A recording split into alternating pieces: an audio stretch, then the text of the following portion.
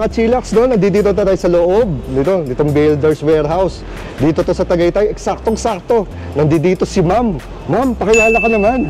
Hello po mga kachilax. Ako nga po pala si Angelique Bernardo. Nandito po tayo ngayon sa showroom ng Toraco EV Motors. Dito po sa Builders Warehouse, Tagaytay. Ayan. So yun ma'am, ano bang ating featured unit yan? Napakadami nyo palang display dito, no? Opo, 6 po na units ang meron kami dito, sir. Opo. Dami pala, no? Iisa-isahin po natin to lahat kung ano bang meron dito sa mga EV namin. Okay. Sige, umpisa natin ma'am dito. Ano ba pangalan ng unit na to?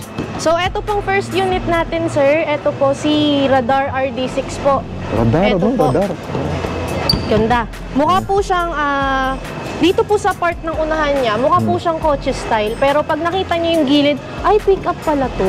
Ganun po yun. Oh, kaya pala, no? Opo. Then, si Radar RD6 po pala ay 550 kilometers po yung max range. Wow. And then, 185 kilometers per hour po yung kanyang max speed. Pero sa recent update po, parang pumalo ata ito ng 200. Nung 200? Test drive to, sir. Opo. Na-drive mo ba to? Hindi po ako mag-drive. Ginagawa mo. Ako nag-drive. So, ayun po. Kung gusto niyo pong makita yung loob, tara. Dito mo na, ma'am. Huwag mo na. What? Ito kayo mabalis. Pakita na natin yung mga ilaw. Ito ba, anong klase mga ilaw ba to? Ito pong mga ilaw na to, sir. Kakaiba talaga yung ano niya yung design niya. Hindi po siya yung pangkaraniwan na makikita nyo dun sa mga normal. Iba mga bulb type, gano'n, LED type. Pero ito maganda na formado. Ito po, LED type po yan, ng parang stylish. Stylish, no? Tsaka futuristic. Tsaka yung pinaka-center grill niya dito, no? Ang ganda din, ang ganda ng itsura. Parang may mga, parang diamond, no? Tsaka parang acrylic na, basta ang ganda ng itsura. Pati yung kanyang front grill, yung front bumper. Formado. Tsaka parang may mga abang na dito, no? Mga gustong magpalagay ng mga fog light. Opo. Yan. Pwede po ipa-customize yung harap. Yun. So, ikutan din naman natin, ma'am. Sige po. So, ito pala, ma'am. So, ito yung side mirror. Mirror. Ito ba yun, no? Natitiklop, automatic? Bale, hindi po siya na titiklop ng automatic, pero pwede po siyang ma-adjust dun sa kanyang panel. So, siya? Powered side mirror. Opo. Pero ito, hindi to, retractable. Opo. Yan. Dito na, ma'am, yung sa gulong. Ano ba sukat ng gulong natin? Ito po, size 17 po yan. Size 17, ito. Opo. Kung may magtatanong po, bakit po ganyan yung kanyang style? Kumbaga, bakit parang kakaiba yung gulong? Well, standard naman po ang sizes ng ating gulong. So, any types of tires po, pwede naman siya. Pati po yung mags, pwede nyo pa customize. Ang preno ba nito, disc brake, front and back? Tapos yung gilid pala nito, no? Tagito, body color na, no? Yung kanyang door handle. Opo. Ayan. Tapos dito sa taas, may antena. Opo. Tapos, dito, ma'am? Ito po pala. Akala nyo po siguro saksakan yan para sa mga gas. Pero ito po ay charging port. Ayan, charging port. Charging port po yan for DC charging po. Yung DC charging po sa charging station natin yan. Like SM Malls, Ayala Malls, saka po mga Shell gasoline stations. Ilang hours po ba ang charging time yan? Usually po, sir, kapag mga charging station, mga 30 to 40 minutes or even 1 hour po pwede. Depende po yun sa percentage na iniwan nyo po dun sa sasakyan. From full bat, ma'am, ilang hours? Kung sa bahay na full bat siya, ilang hours ang usually charging time? Usually po, from empty to full po siya, mga 7 to 8 hours po. 7 to 8 hours. Okay din pala, no? Okay. So yung nito, yung charging cable niya, libre? Opo, libre po sa amin yung mga charging aparato niya, ganyan. Libre po. Meron po kaming home charger, meron po kaming portable, at saka meron po kaming adapter na for charging stations. So libre yon, libre? Opo. Yung sa home charging, may nilalagay sa Pwede po siya sa wall. Bale, pre-installation din po pre-installation. Wow, ang galing. Dito, pre-installation. Yes po. Wala silang problema. So, ito ma'am ulit, ay 4x2. Opo, 4x2. Imagine mo, electric pickup, 4x2. Meron na rin ang electric no? Opo, meron na rin po 4x4. May 4x4. Galing ito ni Radar, no? So, dito ma'am, ano bang capacity nito? Capacity po nito, mga at least 1,000 to 2,000 kilograms po. Kilograms, Ito naman, lawak, Ang laki ng dito. Ang laki, ma'am, ng dito, no? Yung space. Dito naman po sa kabila, meron po tayo ditong sockets. Okay. Pwede po ito pang camping. Okay, no? May mga power outlet pala dyan. Opo. So yun nga, pwede itong magsilbing generator. Opo, pwede. No? Ayan. Tapos ito yung variant niya. RD6. RD6. RD6. Wow, RD6. Ito ma'am, reflector lang. Opo. Oh. Tapos ito, umiilaw to. Yes Itong po. buong to. Umiilaw po Sige, yung mamaya buong tingnan yan. natin, no? Sige po. Ayan. Po naman kay AC. AC. Ano naman yung AC? Possible po ito pang bahay. Yun ang pambahay. Yes po. Ah. Meron din po ito for charging station eh. Kasi po minsan merong maliit, may malaki. So pwede rin minsan sa ibang Opo. sa Ito ibang- po mga pang standard or slow charging. Okay. Mas mabilis po yung malaki. Kaya yun, yung fast charging. DC ba yun? Opo. Tawag doon DC. Higher voltage po, mas mabilis mag-charge ang EV. Okay. Sige ma'am, sa harapan naman tayo sa loob. Ma'am, bago tayo pumasok, no? Bigyan natin ng konting yung ating mga katsilak. Saan makikita natin dito sa Dito po sa driver door. Oo. Meron po tayo ditong mga pangbukas at sara ng windows, pang-lock ng pinto, at saka ito po yung sa adjustment ng side mirror. Oo. So ano to, no? All powered. Opo. Yan, so hindi na siya mahirapan, hindi na to yung mga tipong mano-mano, no? Opo. Yung tipong magbabayad ka ng toll gate, babayad ka sa parking, iikot mo pa yung bintana, may tatawag din sa kabila. Aabotin mo pa yung di ba, bintana doon, medyo papawisan ka talaga. Opo. Dito wala kayong kapagod-pagod. Wala kapagod-pagod, no? Dahil all powered siya. So dito naman, ma'am, ilang way itong ating upuan? Ito po yung adjustment po niya, Ilang way yan? 6-way, all the way? 4-way po. 4-way. Ayan. 1, 2, 3. Dami, no? So, taas baba, Tsaka po atas yung... abante, tapos incline, no? Opo. Oo. So, consider din po pala siya 6-way. 6-way, oo. 4-way, opo. So, dito naman, ma'am, ano makikita natin dito? Dito naman po, dito nyo po makikita yung sa pagbukas po nung kanyang pinto sa likod. Sa likod, okay. Yes po. And then ito naman po sa headlights at saka yung dito po sa ilaw. Ay. Bago mo pakita yung dashboard, no? Paano nga ba ito paandarin? Bale, ito pong si Radar RD6 po, push button yan. Push button. So, ayan. ipupush ko po yung button dito. Ayun. Medyo hindi po siya. Sige. So, yun, paano paandarin, ma'am? Eto sir, dito nyo lang po yan mapapastart. Nakalagay po dyan, engine, start, and stop. So, pipindutin ko po yan. Makikita nyo po, bukas na yung screen. Pero ito pong kanyang odometer, hindi pa. So, Hindi pa. isa pa po. Oo. Ayan, bukas na po siya. So, parang dalawang pindot. Opo. So, pwede na siyang gamitin. Yes po. Mm. Bale, yun po. Kung makikita nyo dun sa odometer, makikita nyo dyan yung pressure ng gulong. Pressure ng gulong. Yan po yung unang-una nyong makikita. Wow. Bago ang lahat. Yun po, nakikita nyo po dyan, medyo kulang na po sa hangin. So, magiging aware po kayo kapag meron kayong mga, kunwari po, nagkaroon ng problema yung gulong, makikita nyo po kung saang part ng gulong kayo nagkaroon ng problema. Malalaman nyo po dyan kung alin yung kulang sa hangin. Kaya hindi po kayo mag-aalala. Kumbaga, isa po yan sa mga safety feature. Wow, galing So, ngayon, naka-start na ba to? Opo. Naka-start na, ayan. Sipin nyo po nakastart to pero parang hindi. Kasi parang wala akong marinig, no? tahimik po. Mm. So ngayon po dahil mainit ang panahon, bubuksan po natin ang aircon. Sige. Ayan. Bukas na. So, pansin ko, ma'am, no, naka-Chinese characters pa tong mga to, no? Opo, sir. So, ito naman, pagka binili na may bumili na naman to, syempre, natatranslate na into English, gagawin Yes na po. English. Bali, ita-translate po ito via CarPlay. Yan po. Ayun po, binuksan ko na yung aircon niya. Oo. Naka 18 degrees po tayo. Meron din po silang heater. Ayan. May heater din. Pinakamababa po ito halos mga 17.5. Pinakamataas niya po, papalo siya ng 31.5. Sobrang init. Sobrang init na, oh. Kaya po dito muna tayo sa 18.5. Siyempre, init na, iinitan pa natin. Opo. At saka sa direction po pala ng aircon, ito siya. Meron po dito sa harap, meron po dito sa ilalim. Ayan po, kita nyo po, nagkaroon ng hangin yung ilalim ng screen.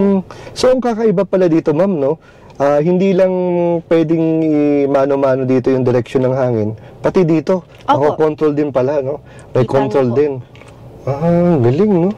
Tapos, pag mag-heater po kayo, dito nyo po pipindutin sa kabila. Then, kung gusto nyo pong i-maximize yung hangin, ayan po, AC Max. Ayun. Sobrang lamig po niyan. Wow, lamig ah. Parang mas malamig pa to sa Tagaytay ah. Okay. Kaya po hinaan natin, Hindi na baka ako puli pupunta pa rin Tagaytay, tayo. dito na lang ako sa loob ng pickup na to, no? Kasi lamig naman dito eh. Yun po. So, in general po pala, dito nyo po makikita sa screen lahat ng settings na meron kay radar. Oo, yun. Opo. Dito nyo po makikita yung sa ilaw, kung ayaw nyo pong imano-mano dito sa kanyang mga gear sa kanan at kaliwa. Then, dito po sa screen, ayan po. Diyan nyo po makikita kung ilang percent pa si EV. Ayan po, sa ngayon 84% siya and 470 kilometers pa po. Ayan.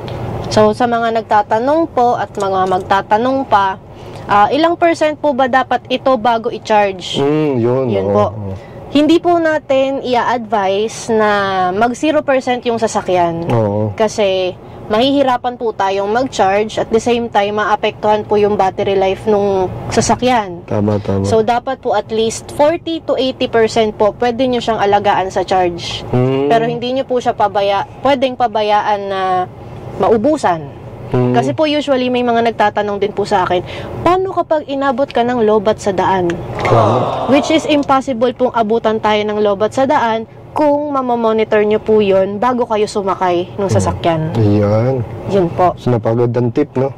Opo, yun po yung lagi kong pinapaalala sa mga nagtatanong sa akin dito para maiwasan po yung nababahala sila. Ayan.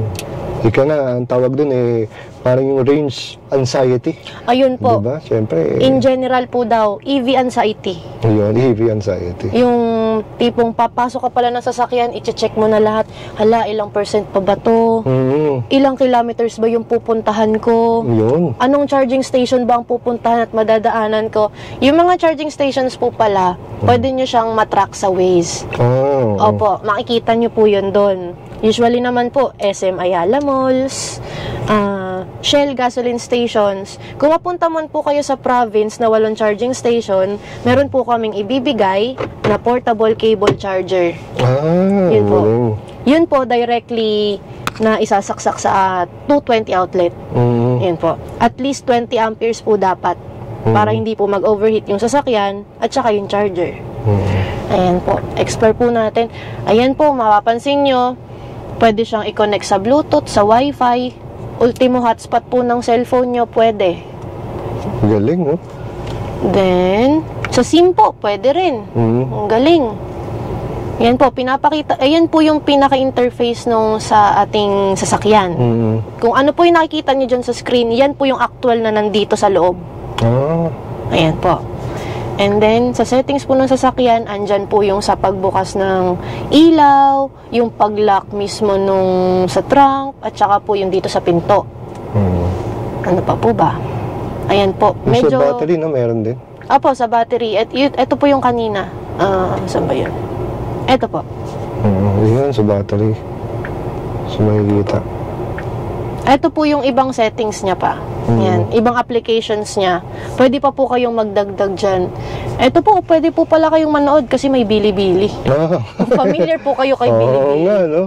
Pwede po. Parang ano to, no? Parang tablet, no? Opo, ayan po. Meron siyang, finally, may English akong nakita. Autoplay po. Autoplay, Ayan. Yan lang naman po yung simpleng features ni Radar RD6. So, kung gusto nyo po yan dagdagan pa, walang problema. Ayan po yung sa mapa niya. Pwede nyo po yan i-connect sa maps or navigation. Pwede po. So, punta muna tayo dito, ma'am, no? So, sige po. Kasi parang lang pakita mo lang kanina yung gulong, di ba? Opo. So, dito pala, makikita mo rin pala yung ano, no? Tachometer, speedometer. Yes po. Tapos yung mga parking light. Tapos ito, ma'am, ano to? Hindi dito. Alin po? Ito? Sa kaliwa, yan. Yung power. Ito naman po, Battery life. sa battery. Ayan, sa battery life, no? Opo. So, ibang klase siya, no? Parang ano siya, yung parang orasan. Yung dating parang bilog. Kasi mostly nakikita ko, digital. Opo. Digital, tapos parang may battery. So, ito parang bilog siya. Yung kanyang reading ng baterya. Opo. No? Ayun. Then, ito naman po pala. Yan. Ito naman po yung kanyang gear para sa wiper. Ayan. Ito po yung sa wiper natin. Maglalabas po ito ng tubig eh. Kaya Kaya po hindi ko nagagalaw yun. Ayun po. Ayun, na-wiper pati yun. May wiper na natin. Yan. Then dito naman po sa kabila, headlights. Headlight. Yung mga fog light, Yan. gano'n. Sige mamaya, buksan natin para makita yung itsura, no? Sige po. Pag palubas tayo. So dito muna tayo, ma'am. Sa gitna, ano ba makikita natin dito? Dito po sa gitna, unahin ko na po ito. Pwede po ito sa wireless charging ng phone. Yan po. Tapos meron mga pindutan din dito, no? Opo. Sa aircon, tapos kung saan yung lalabas yung yung lamig. Opo. Kung ayaw nyo pong sa screen pumindot, eto na po yun. So ang dami, no? May mga choices din siya. May manual, may parang pindutan talaga ito. Gusto nilang touchscreen lang mag-adjust. Opo. And then eto naman po, yung kanyang pinakakambyo. Galing. Ganda na itsura, no? Parang pang-karera na rin yung itsura. Yan po, si Ganda ng reverse. stick shift niya. Si reverse, neutral po at saka si drive. Para lang naman po siyang normal na sasakyan natin eh. Pagkakaiba nga lang po, electric siya. Electric. At saka ito po yung button kay park. Kay park. Then ito naman po yung sa drive mode. Di ba pong social, may drive mode. Anong yung drive mode? Diyan po magbabago yung, kumbaga, speed niya, yung pakiramdam habang tumatakbo. Meron po kayong eco, comfort, at saka sport. So ito yung parang Opo. Ayan po siya. Ayun, no? Ayun, eco, comfort, sports. Wow. So by turning this knob, no, makikita rin sa monitor. Then dito naman po, cup holder. Cup holder. At saka, ano pa ba? Ito po. Yun, no? Additional space kung ano man pong ilalagay nyo dyan. Wow, ganda. Then, meron pa po siyang ibang mga compartment dito sa loob. Lalo po dito sa ilalim. Meron din sa ilalim. Opo. Meron sa ilalim. Meron pang lalagyan din sa ilalim, no? Meron po siyang power outlet na pwede sa 12 volts, Dito rin sa 120 ilalim, meron watts. din. Opo. Ayun, no? Ang ganda rin dito, ma'am, no? Yung pinaka-upholstery niya, ang ganda rin na itsura, no? Parang nakakasosyal ng dating, no? Hindi po siya yung mga pang eme-emeng sasakyan lang. Oo, no? Ang ganda rin ng make niya. So, hindi siya magpapahuli. Meron din parang classic, tsaka elegant feel sa loob. So, ika nga, hindi pampamporma rin siya. Ganda, no? May mga stitching pa dito. Merong may parang pinaka-leatherette dito, tapos may parang make dito, no? Parang kahit na hard plastic tong ganda na itsura. Hindi po siya yung mabilis mabasag na type ng plastic. Ganda, may bulsa siya dito. Tapos ito, ma'am, speaker, no? Yes po. Speakers. Ayan. Speaker. So, dito naman tayo, ma'am. Ano makikita? Ito naman po. Yan, ilaw. Yan yung ilaw niya. Liwanag, no? Sige, dito, ma'am. Ano po bang meron dito?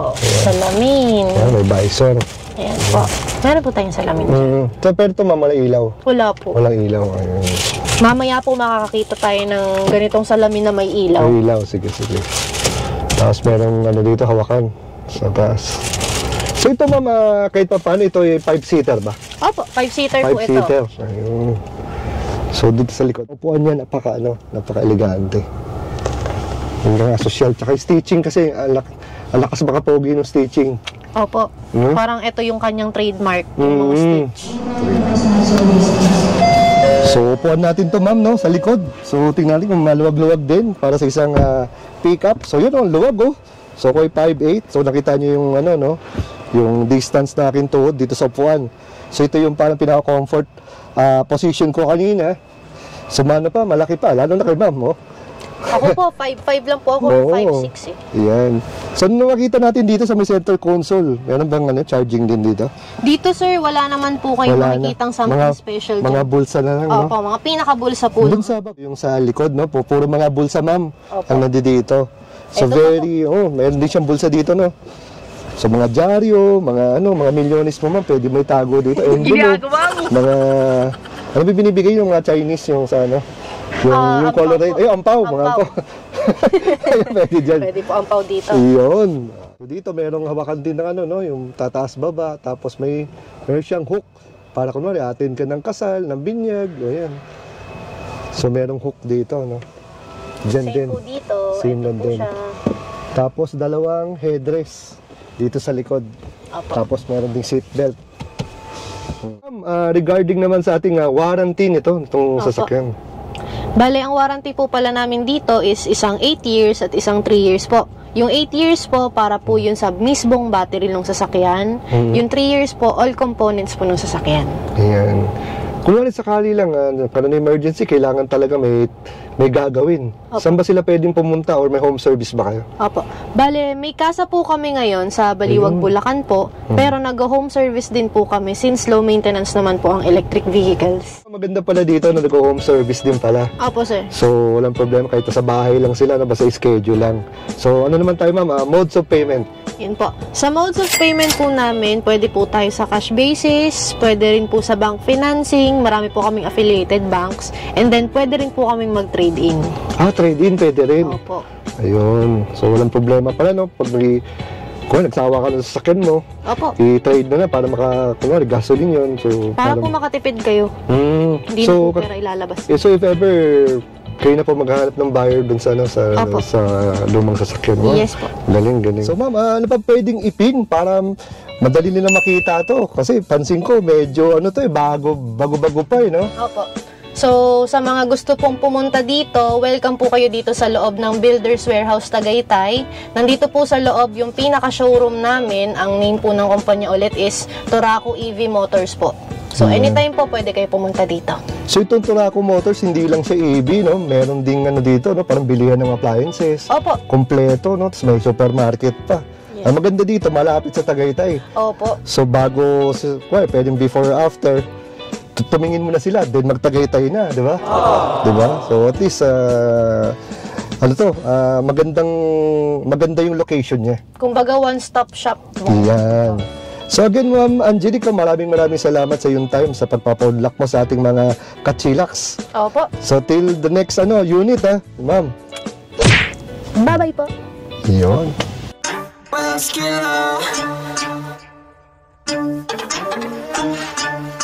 Chillax.